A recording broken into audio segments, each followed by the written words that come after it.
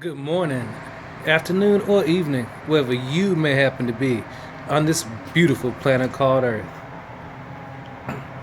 Guess what? It's finally snowing, y'all. What is it, a blizzard? 2016. My prediction is 9. 9 what? 9 months later, there's gonna be a whole bunch of babies that are going to be born.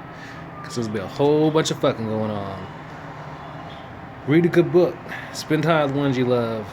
You know, the liquor store is empty. Probably no bread or water on the shelves of most grocery stores.